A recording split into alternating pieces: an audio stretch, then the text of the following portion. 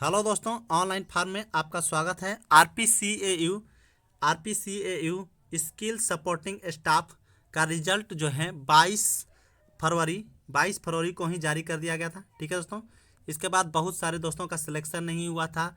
बहुत सारे लोग बोल रहे थे कि सर मैंने अच्छा किया, सिलेक्शन नहीं हुआ, क्या हुआ पता नहीं चल रहा है। तो फिर मैंने क्या किया, आप लोगों को मैंने बताया भी था कि मैंने आरटीआई किया है कि कितना नंबर पर सिलेक्शन लिया गया है और आप लोगों का कितना नंबर आ रहा है, आप लोग देख सकते हैं। तो आरटीआई का जो है फाइनली रिजल्ट आ चुका है कल 19 तारीख को।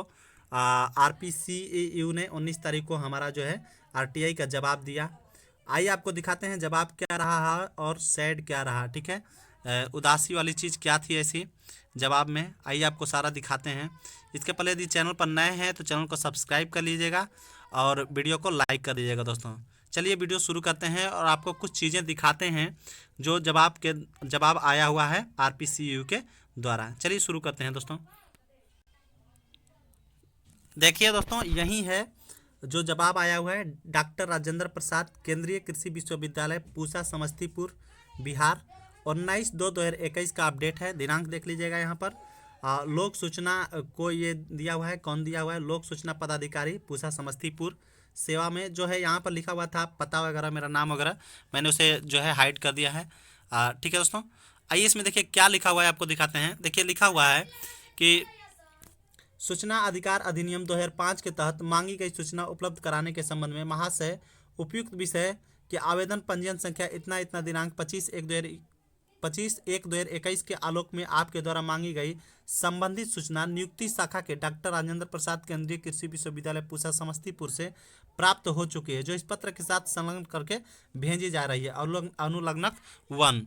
ठीक है दोस्तों, विश्वास भाजन रंजन लेख। ठीक है दोस्तों, और नीचे आप लोगों को दिया हुआ है केंद्रीय सूचना पदाधिकारी आरटीआई कोषांग। इसके बाद ये भी लिखा हुआ है दोस्तों, पढ़िएगा कि यदि आप उपयुक्त उत्तर से संतुष्ट नहीं हैं तो आप जो है संबंधित अधिनियम की धारा 19(1) के अधीन पत्र के प्राप्त होने के दिनांक से 30 दिन के अंदर प्रथम अपीलीय पदाधिकारी कुल सचिव के समक्ष अपील दायर कर सकते हैं। ये बताया गया है कि यदि आप इससे सहमत नहीं है जो उत्तर दिया गया है तो आप प्रथम अपील अधिकारी के पास अपील कर सकते हैं। लेकिन क्या आया हुआ है वो आपको दिखाते हैं कि क्या इन्होंने लिखकर भेजा है। ये जो है वो पीडीएफ है जिसमें दिया हुआ है 101, ये दिया हुआ है लोक सूचना पदाधिकारी। वहीं सब लिखा हुआ है कि 2005 के तहत उपलब्ध सूचना उपलब्ध कराने के संबंध में। ठीक है दोस्तों, राष्ट्रीय कृषि विश्वविद्यालय पूसा के पत्रांक 374 दिनांक 19/1/2021 के संबंध में। आगे लिखा हुआ है कि उपयुक्त प्रसंगाधीन विषय के संबंध में सूचित करना है कि श्री ने सूचना के अधिकार के अधिनियम 2005 के तहत विज्ञापन 03/2019 दिनांक 28/5/2019 में विज्ञापित पद स्किल सपोर्टिंग स्टाफ से संबंधित सूचना की याचना किए हैं। ठीक है दोस्तों, तो विदित हो कि श्री के द्वारा मांगी गई सूचना और उपलब्ध कराई गई सूचना निम्नवत है। देखिए क्या इन्होंने उपलब्ध कराया है, जो हमें कोई उम्मीद नहीं थी कि इस तरह का ये जो है सूचना हमको देंगे।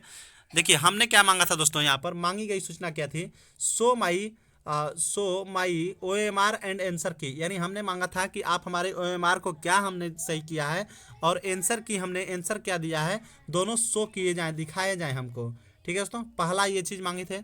दूसरा क्या था, what is the cut off in the skill supporting staff, यानी स्किल सपोर्टिंग स्टाफ का कट ऑफ कितना रहा है वो हमें बताया जाए। ठीक है दोस्तों, दूसरा था। और तीसरा चीज़ हमने मांगा था, what number is coming after my assessment, यानी मेरा एग्जाम के बाद कितना नंबर आ रहा है। ये 3 चीज़ें हमने मांग कर रखी थी आरपीसीएयू से। ठीक है दोस्तों, सूचना के अधिकार के तहत 2005 के तहत। ठीक है दोस्तों, अब देखिए उपलब्ध सूचना क्या है।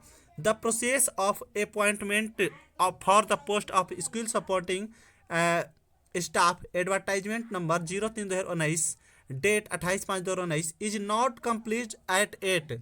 सोचिए दोस्तों कितना दुख की बात है कि ये लोग कह रहे हैं कि सर आप जिस सूचना की मांग कर रहे हैं वो सूचना जो है वो अभी जो वैकेंसी है अभी प्रोसेस्ड में है। ठीक है दोस्तों, और इसके तहत कोई भी सूचना हम आपको नहीं दे सकते हैं जब तक ये कंप्लीट नहीं हो जाती है वैकेंसी। अब सोचिए दोस्तों, आज आपका जो है सिलेक्शन नहीं हुआ है, जब फाइनल ये एग्ज़ाम ले लेंगे, सारी चीज़ें कर लेंगे, इसके बाद आपको सूचना देंगे कि कितना नंबर आपका आया था, फिर कहाँ जाइएगा दोस्तों, फिर कहाँ जाइएगा। ठीक है दोस्तों। तो ऐसी कुछ इस तरह की सूचना दी गई थी। ठीक है दोस्तों। आप कहिएगा सर शायद ऐसा ही होता होगा तभी तो वो लोग ऐसा कर रहे हैं। बिल्कुल ऐसा नहीं होता है। ठीक है दोस्तों। मैं आपको एक और पीडीएफ दिखाता हूँ। इसके पहले भी मैंने आरटीआई करके और ऐसे नंबर लिए हैं। ठीक है दोस्तों। हमने देखा है कि कितना कटअप रहा है, कितना नंबर आया है। तो ऐसे एक और पीडीएफ मैं आपको दिखाने वाला हूँ जिसमें हमने दिल्ली की एक वैकेंसी थी पोस्टमैन की। ठीक है दोस्तों। 2018 में मैंने उसको अप्लाई किया था और 2018 में फिर इसी तरह नंबर आया। मैं भी उस समय एक नया था इस कंपटीशन फील्ड में। तो फिर हमने क्या किया था, उसको आरटीआई किया कि सर मेरा कितना नंबर आया। तो उसमें क्लियर मेंशन करके दिया गया है कि नहीं सर आपका इतना नंबर आया है और आप सिलेक्ट नहीं है। तो चलिए उसको भी आपको दिखा लेते हैं। इसके बाद कुछ और बातें आपको बताने वाले हैं।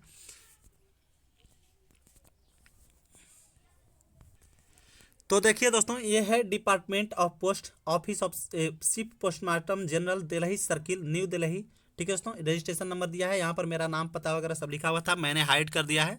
डेट देख लीजिए 8/2/2018 का ये जो है आरटीआई है, सूचना का अधिकार राइट टू इन्फॉर्मेशन एक्ट। ठीक है दोस्तों। देखिए यहाँ पर क्या लिखा हुआ है कि regarding information under RTI act 2005 case of Shri, यहाँ पर मेरा नाम लिखा हुआ था, मैंने हाइड कर दिया है। देखिए इसमें क्या हमने मांग किया था कि देखिए dear sir ma'am my registration number इतना, डेट ऑफ बर्थ इतना, post mail guard name Saddam, name जो है यहाँ पर दिया हुआ है, नेम हमने हाइड कर दिया। I have appeared the exam direct requirement to the cadre of post mail guard 2014, यानी 2014 का जो है वैकेंसी में हमने मेल गार्ड के लिए फॉर्म भरा था। I want to know my total marks, मुझे बताया जाए कि मेरा टोटल मार्क्स कितना था। तो देखिए इन्होंने साफ क्लियर सा क्या कर दिया है, यहाँ पर इन्फॉर्मेशन फर्निश्ड, यानी अपने यहाँ पर क्लियर दे दिया है कि 48 मार्क्स है been scored by you the state examination, यानी जिस एग्जामिनेशन की आप बात कर रहे हो उस एग्जामिनेशन में आपने टोटल जो है 48 नंबर गेन किए हैं, ये यहाँ पर क्लियर कर दिया है। ठीक है दोस्तों। और नीचे क्या दिया हुआ है, नीचे इन लोगों ने क्लियर दे दिया है कि in case you are not satisfied with the above reply. ठीक है दोस्तों। यदि हमारे रिप्लाई से आप यदि सेटिस्फाइड नहीं है, you can prefer appeal to Shri Abhishek Singh DPSO first appellate authority, यानी अभिषेक सिंह पहले अपीलेट अथॉरिटी हैं, फर्स्ट अपीलेट अथॉरिटी। यदि आप इससे सहमत नहीं हैं तो आप CPMG दिल्ली सर्किल मेघदूत भवन न्यू दिल्ली में इस ईमेल आईडी पर इस पोस्ट पर 30 दिन के अंदर दोबारा अपील कर सकते हैं। ठीक है दोस्तों। जबकि वहाँ पर जो है फर्स्ट अपीलेट अधिकारी का भी इन लोगों ने कोई पता वता नहीं दिया है कि फर्स्ट अपीलेट अधिकारी कौन है और हम फर्स्ट अपील कहाँ कर सकते हैं।